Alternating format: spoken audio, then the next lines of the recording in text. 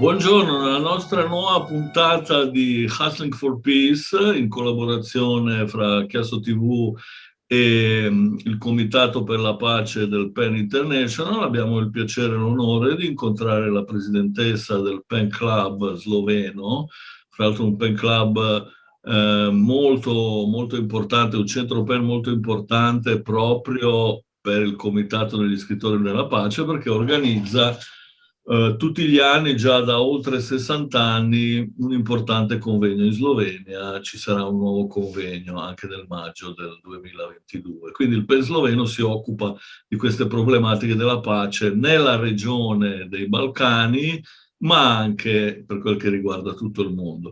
Quindi dicevo, abbiamo il piacere e l'onore di incontrare Tanja Tuma, presidentessa del PEN Club sloveno, che ci parlerà della situazione della libertà di parola e di stampa e di espressione in Slovenia e nei Balcani. L'intervista sarà in francese. Bonjour, Madame Tanja Tuma, président du PEN slovène. Nous sommes heureux de la rencontrer sur ce thème très important de la liberté d'expression en Slovénie, mais aussi dans tous les Balkans au moment. Et alors, ma première question est, quelle est la situation actuelle vraiment en Slovénie et dans les Balkans pour ce qui concerne la liberté d'expression?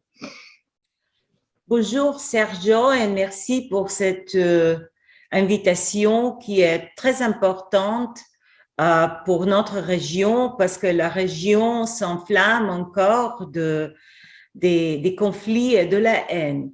Il faut d'abord peut-être voir les raisons pour lesquelles tous ces pays des Balkans, de ex-Yougoslavie en effet, se sont joints l'Union européenne.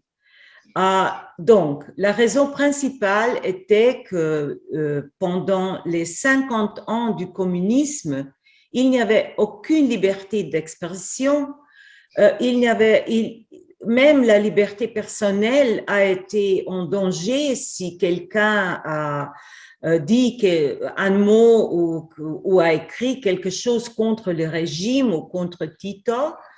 Et voilà, il a été aussi les femmes, elles ont été très vite déportées sur une île dalmatienne, Goli Otok, qui était vraiment le goulag de la Yougoslavie. Donc, les raisons pourquoi, la motivation pour adhérer à l'Union européenne était d'abord la démocratie. Nous voulions bien vivre dans la démocratie. Nous voulions bien le respect des droits de l'homme et la liberté d'expression et d'autres libertés qui sont très importantes, et aussi un meilleur standard de vie. Cependant, il faut le dire que les droits de l'homme dans l'Europe aujourd'hui ne sont pas ce que nous sommes imaginés. Nous sommes maintenant les témoins d'une érosion. La crise migratoire a montré que tous les hommes et toutes les femmes n'ont pas les mêmes droits. Il y avait un accident il y a quelques jours en Slovénie sur la rivière qui borde à la Croatie. Une jeune fille turque de 10 ans s'est nouée. C'est très tragique. Donc, je pense maintenant, si on analyse un petit peu la relation aux droits de l'homme dans l'Europe, je pense aussi aux ouvriers qui sont exploités sans limite et sans pardon. Je pense aux artistes qui vivent une vie précaire, qui n'ont pas un espoir pour le futur. Et aussi, je pense aux femmes dans quelques pays qui ont perdu justement le droit d'avortement. Donc, de l'autre côté, nous avons des élites politiques et les élites économiques qui s'enrichissent sans cesse et que nous savons qu'il y a aussi ces relations entre la politique et les industriels. Il y a là la corruption sans doute épanouissante. Donc, ce sont les raisons pour lesquelles on voulait vivre en Europe. Mais maintenant, disons, les gouvernements qui, pendant la pandémie, sont devenus, tous les gouvernements sont devenus très autocrates. On dit, bon, il fallait régner avec une main dure. Donc, ces gouvernements voient qu'ils peuvent faire ce qu'ils veulent. S'ils sont venus au pouvoir, il ne faut plus, ils ne craignent rien en principe. Et, même si tous ces pays, je parle maintenant de Slovénie, de Croatie, de Serbie, etc., sont bien les signataires de la Convention européenne des droits de l'homme. Mais il y a aussi beaucoup de... Bon, ils maintiennent aussi d'une façon la discrimination contre les groupes que j'ai justement viens de mentionner. Surtout, ce qui est dangereux maintenant, ce qui est vraiment un danger pour l'Europe et pour le monde, c'est la discrimination nationale et religieuse. Les deux sont bien sûr en relation. Et si vous demandez sur la situation actuelle des médias, il y a bien sûr une différence entre les pays qu'on va voir un peu plus tard aussi. En Slovénie et en Croatie, en principe, on peut écrire ce qu'on veut. On peut dire librement ce qu'on veut, mais les médias de la droite vont tomber sur l'écrivain ou sur le journaliste avec tous les mensonges, avec une discréditation, avec un vraiment violent discours de la haine. En Serbie, de l'autre côté, il n'y a presque plus de médias indépendants. Vous savez que le président Vučić a fait taire la plupart des radios, de la télé, aussi journaux, toutes les voix critiques en principe, à la façon que nous connaissons en Hongrie, Orban, etc. Et il contrôle de plus ou moins tout ce qu'on dit et écrit. Mais il ne le contrôle pas tout à fait. Nous allons constater, il y a un cas où il a dû confronter les gens, les Serbes, qui ne veulent pas se taire. Dans l'autre pays, dans les Monténégro, il y a un problème de l'Église orthodoxe serbe qui maintenant impose sa culture. En Bosnie et Herzégovine, on va voir qu'il y a aussi un problème entre les entités. Donc, il y a beaucoup de problèmes avec l'expression libre dans les pays du Balkan.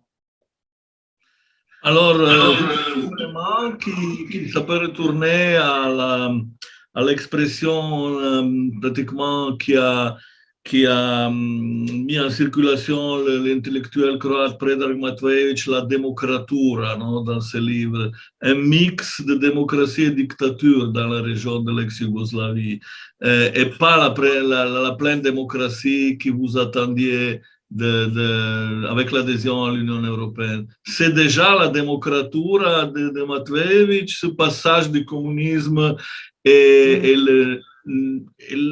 pas le fonctionnement complet de la démocratie, c'est un retour. Qu'est-ce que vous en pensez? Bon, c'est difficile à répondre pour tous les pays parce qu'il y a beaucoup de différences. Bien sûr, il y a aussi beaucoup d'aspirations. Il faut savoir que d'une façon ou autre, tous ces leaders politiques, tous ces hommes, présidents, les premiers, etc., ils se sont formés dans la période du communisme. Et il y a aussi, il y a des principes, en effet, des principes et aussi une formation qui était peut-être très difficile pour régner en démocratie. Donc, nous espérons, il y a beaucoup, en Serbie, en Slovénie, il y a des élections en printemps. Nous espérons que les gens quand même vont voter pour les partis politiques qui ne sont pas, qui ne sont pas corrompus, qui quand même veulent une vie pour les citoyens normale, une vie sans conflit, sans guerre, et aussi les partis qui, disons, propagent ou promeuvent plutôt la liberté de l'expression et aussi les vertus démocratiques, les principes de démocratie.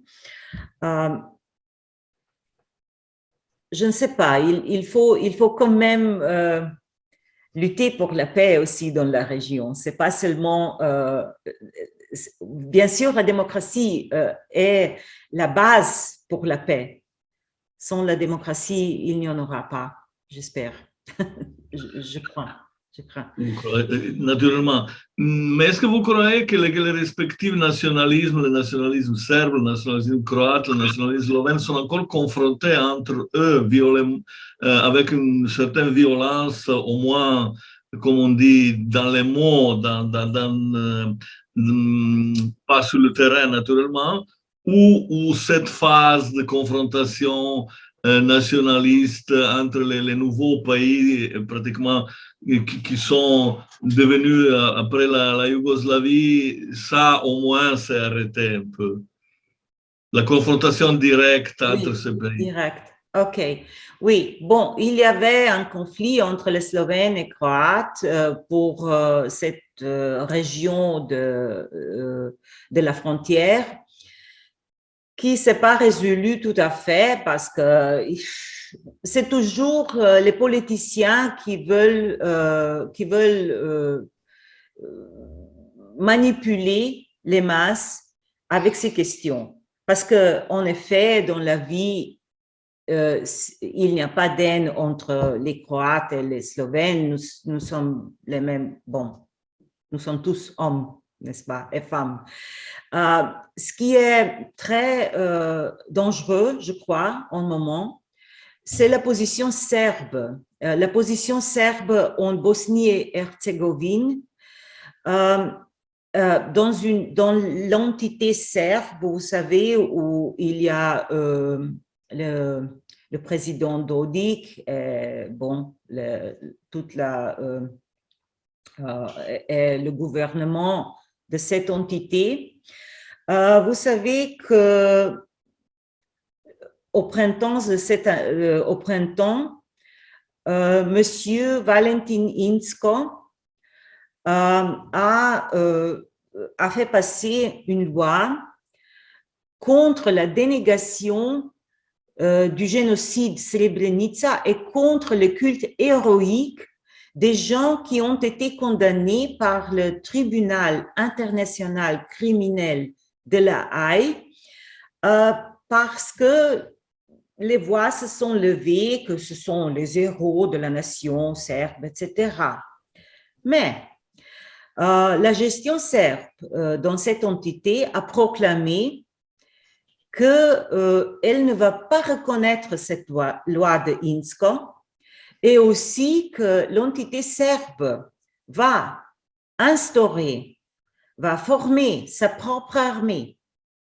Donc, vous voyez, c'est très, très dangereux.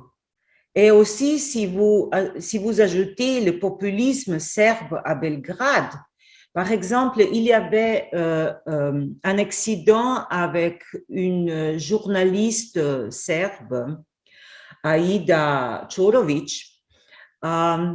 Il y a sur une grande muraille au centre de Belgrade, là, c'est le portrait de Ratko Mladić. Vous savez que Ratko Mladić est un criminel de guerre condamné par le tribunal de la Haye et qui, bon, il faut pas en parler, mais Aïda a passé cette muraille et elle a jeté un œuf dans sa figure, justement, en proteste. Elle a été arrêtée par les jeunes hommes qui n'ont pas été les policiers. Donc, les jeunes hommes, je ne sais pas, qui étaient là, une sorte de garde civile, je ne sais pas quoi. Et ils ont amené Aïda aux policiers et la police l'a arrêtée et même battue. Après quelques jours de protestation, elle a été libérée. Mais vous voyez la situation. Quelqu'un qui est criminel de guerre, sans doute, a une position héroïque et Aïda a été arrêtée et battue. Donc, c'est difficile, vraiment. Oui, c'est un peu terrible, naturellement, le traitement de ces criminels de guerre comme des héros. Mais je voulais faire encore une demande à vous, Madame Tanya Touma. Quelle est la situation de l'écologie, des problèmes écologiques dans la région? Les gouvernements à la place ont pris au sérieux tous les problèmes liés à l'écologie ou non? Je crois que la pire chose qui peut se passer, c'est la corruption. La corruption et les liens entre les gouvernements, les politiciens et les industriels. Donc, nous avons, je vais parler de deux cas d'écologie qui sont, qui nous donnent du courage quand même. En Serbie, la compagnie internationale Rio Tinto voulait construire une mine de lithium en Loznica. C'est tout à fait l'ouest, une petite ville agricole située à l'ouest de Serbie. Mais Vučić, qui était un grand promoteur de cette idée, a dû confronter les masses. Les gens se sont révoltés. Ils ont protesté si fortement Vučić, il a dû faire tomber la loi. Mais quelle était cette loi? Cette loi ferait possible l'exploitation d'une façon que les propriétaires des domaines agricoles ou quelque part auraient pu être expropriés s'ils obstruaient un projet d'importance nationale. Donc, si Rio Tinto voulait construire la mine là, et il y avait des propriétaires qui ne voulaient pas vendre ces terres, on pourrait, avec cette loi, les exproprier. Mais justement, la révolte était trop grande. On a vu les photos, il y avait vraiment des milliers de gens sur les rues partout en Serbie, pas seulement à Loznica, à Belgrade, à Novi Sad, partout. Mais il y avait, si on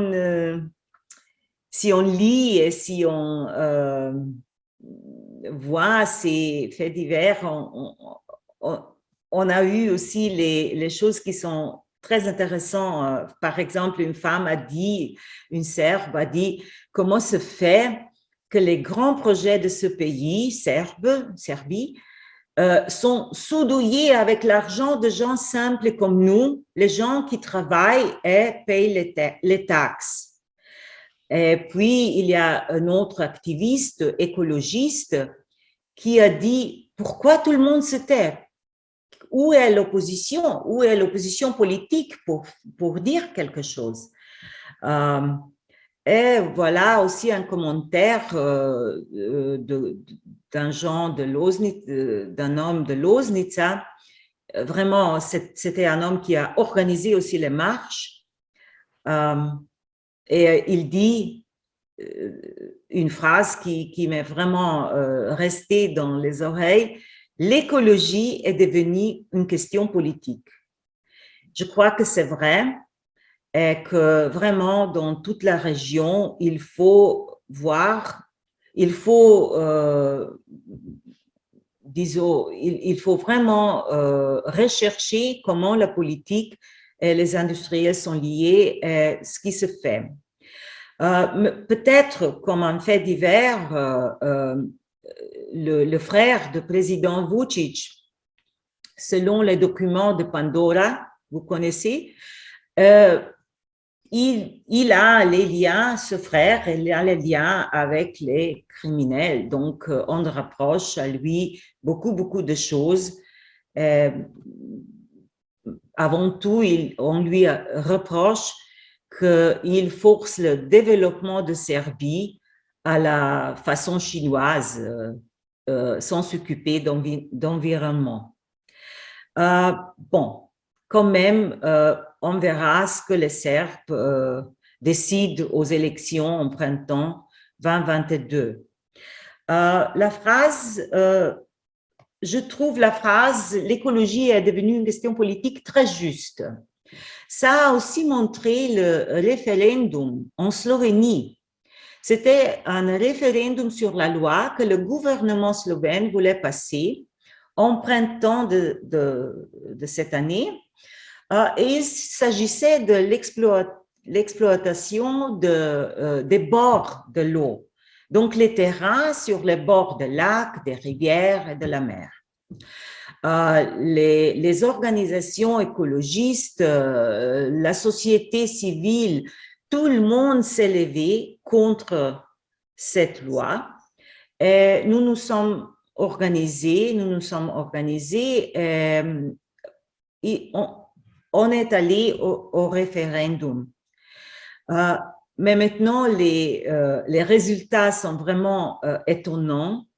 86% ont rejeté cette loi sur l'exploitation de l'eau. La participation des élections était aussi très haute, selon la Slovénie, c'est-à-dire 45%. Donc, la Slovénie, peut-être, ce qui concerne l'environnement, est un pays particulier parce que nous avons érigé l'eau en bien non privatisable dans notre Constitution. C'était à 2016. Donc, la question d'écologie en Slovénie, c'est très importante et nous voyons maintenant, parce qu'en 4 mois, nous avons les élections et en 4 mois, nous allons voir, mais il y a beaucoup de partis politiques ou des groupes politiques maintenant qui s'organisent et qui vont vraiment, que le contenu majeur, c'est l'écologie. L'écologie et l'exploitation de l'homme et aussi la vie des Slovènes. Donc, c'était un succès. Très bien. Alors, on peut aussi espérer que la situation s'améliore en Slovénie avec les débats et les cours de la politique et naturellement aussi dans la région ex-yougoslave, dans les Balkans. Madame Touma, merci beaucoup pour cette interview et à un prochain contact avec Chiasso TV. Nous l'attendons la prochaine fois. Merci. Merci beaucoup. Merci beaucoup et nous avons lutté pour la paix. On continue. Naturellement.